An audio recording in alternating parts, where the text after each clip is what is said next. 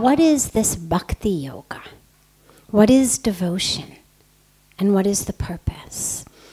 It's something that when you're steeped in that world, you forget almost that might be a question. Devotion, or bhakti, love, but that full love, the love that's not asking anything in return. Devotion is not about what are you going to do for me. So many times these days in most of our relationships, they become give and take. They become 50-50. It becomes, I love you when you are doing what I want you to do, speaking the way I want you to speak, treating me the way I want you to treat me, then I love you. But miraculously, no matter how much I may profess my undying, unconditional, eternal love for you, the minute you're no longer doing what I want or acting the way I want, I no longer am able to access that love. I shout, I criticize, I insult, I sulk and walk into the other room. Whatever it is, whatever my reaction may be, they are reactions that are the opposite of love and connection. So devotion is that love which doesn't ask for anything in return. Devotion is that love that loves just to love. Maybe if those of you who are sitting here wouldn't mind just scooting a little bit this way, it'll just be easier as more people file in, then they can just sit right down there by the door. Thanks. So devotion is that love that is its own reward. It's not, I love you so that I will get this, or I love you so that I will feel like that. But in devotion, the love is its own reward. Just loving you is in and of itself that juice, that ras, that essence of life, which is why practices of devotion or bhakti yoga, whether it's singing, whether it's praying, whether it's doing puja, whatever it is, could be gardening, could be cooking. Because that yoga, remember yoga is union. And so what are we uniting with? We're uniting with God. But as we speak about so frequently in here, God is infinite, which means that your bhakti yoga doesn't have to be focused on a specific image of God or a specific statue or a particular name. Bhakti yoga is any way in which you connect through love to the divine. It can even be with another person. As long as what you're loving is essence, you're loving God. You may think you're loving this person, but if what you're loving is the essence of who they are, not just their body, but really their soul, then what you're loving is God. You're just loving God in this form, or God in this form, or God in this form. So there's no rule in bhakti yoga about which form of God or which name of God it has to be. But that devotion, that love, is what brings real meaning in our life. There's a beautiful story from Hanumanji, who is the epitome of devotion. We chant the Hanuman Chalisa every night to instill in us that devotion, that ras, that essence, that juice, So there's a beautiful story about how at the end of the Ramayana, the end of the war of Lanka rather, after Sita Ma has been rescued and Lord Ram has been victorious, we won't go into all of those details, but at the end of this war of Lanka, in which Hanumanji was the hero, the end of it, Sita Ma gives him this beautiful pearl necklace. And she says, now Hanuman, these pearls are very, very precious. Be very careful with them. This is a special gift for you, for the hero you've been, how you saved me. So she gives Hanumanji this pearl necklace. And he proceeds to take the beads one by one, and he looks at them from the top and from the bottom and from the left and from the right. And then he puts them in his mouth one by one and bites them. Remember, Hanumanji is in the form of a monkey, so he's very good with the mouth and the teeth, and he puts it in the mouth and bites it, and then spits them out onto the ground. And Sitaji watches as he does this, pearl by pearl by pearl. Finally, she can't take it anymore. And she says, Hanuman, what are you doing?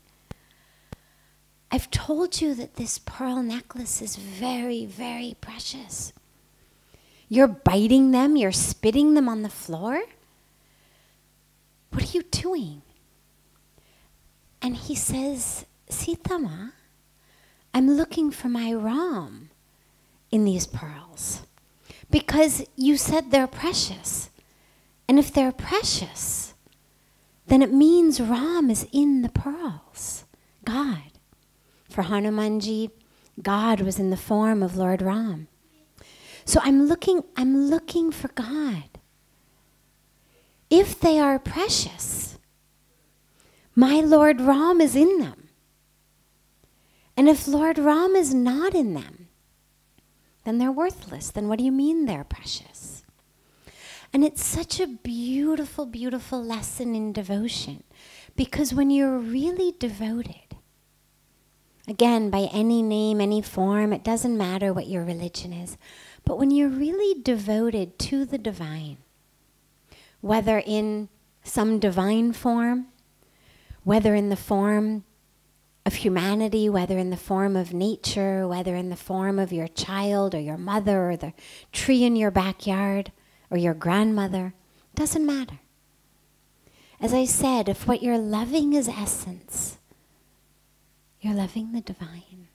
So when you're really, really devoted, where that beloved is, everything is.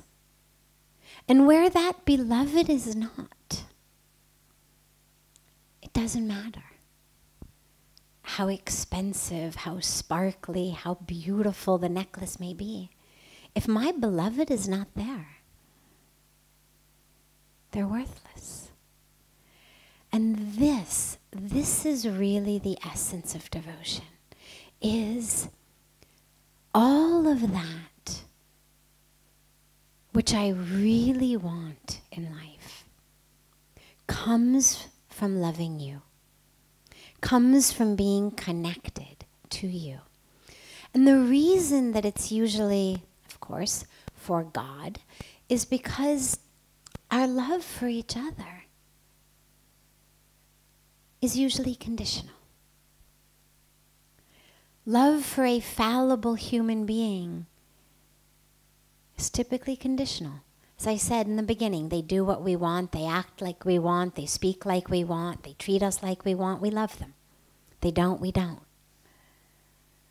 But God, again, any name, any form, that infinite spirit, that love. And when we speak so frequently in satsang and in spiritual programs about detachment, vairagya, people tend to think that this detachment is a lack of caring. Oh, I'm learning to be detached. Sometimes somebody will walk into satsang and they'll say, so I'm on this path of detachment. I'm getting very, very good. My vairagya is very, very good. My children fell sick. I didn't care. I'm able to walk by the homeless people and it no longer bothers me. And I'm really, really, really, really detached.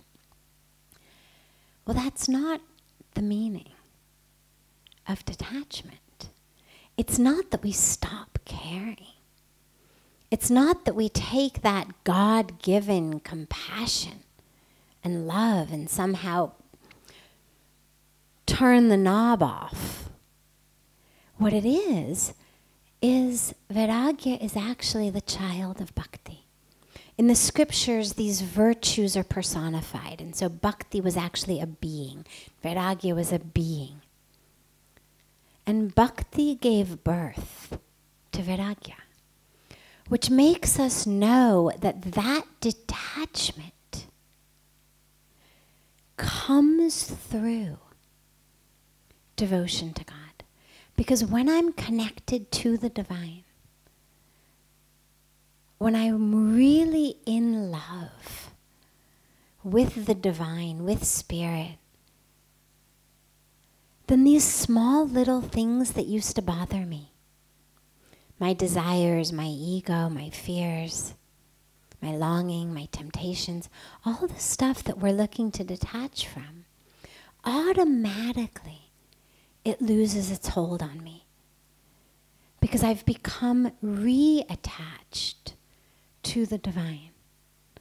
And so the fruit of this devotion is being immersed in love for the divine, with the divine. It's a place in which, usually you have the lover, the beloved, and love. But in bhakti yoga, that union brings the lover, the beloved, and the love into one. So there's no longer any separation. We have in India these two paths, the non-dualistic path, the path of Advaita that says everything is God. There is nothing but God. There cannot be a lover or a beloved because there's no separation. It's all God. And then we have the dualist path where we have the lover and the beloved. But on that path, all of the bhakti yogis, we all know that at the highest level, at the deepest, truest level, of course it's all God. Of course it's all God. Of course we're all one. And yet, being in love is so beautiful and feels so good and is the path to everything else, all of the happiness, all of the peace, all of the joy in life comes from that love. And so, yes, on the highest, most intellectual awareness level, I can tell you, yes, it's all God. But being in love with God, being able to have this bhakti yoga is so beautiful and is, as Bhagavan Krishna speaks about in the Bhagavad Gita, such a beautiful path to connect with God. So that's where it comes from. But on the last point about this, when we speak about bhakti yoga, we also speak about jnana yoga, the path of wisdom, karma yoga, the path of action. I'm not going to go into them in detail, but it's important to mention that the paths are not actually separate. They're three faces of the same love. You can begin anywhere. It doesn't matter. But you always, if wherever you begin it's real, you end up with the other two. So if you begin, for example, with jnana yoga, path of wisdom. Well, the more you learn about God, God inside you, God outside you, the more you love. And the more you love, the more you want to serve. When you love someone and they're sick in bed, or even if they're not sick in bed, you love to bring them breakfast in bed. You love to bring them things to take care of them, to surprise them with chocolates, flowers, whatever it is. We do these things because we love. So you can begin anywhere of the three, and it'll take you into all of them. It'll take you into that union of yoga. So don't worry which comes more easily. For many of us, the path of love and devotion comes more easily. For others, the path of knowledge comes more easily. For others, the path of service comes more easily. But don't worry. They'll bring you to that union of all three of them, to that sangam, that confluence of all three of them.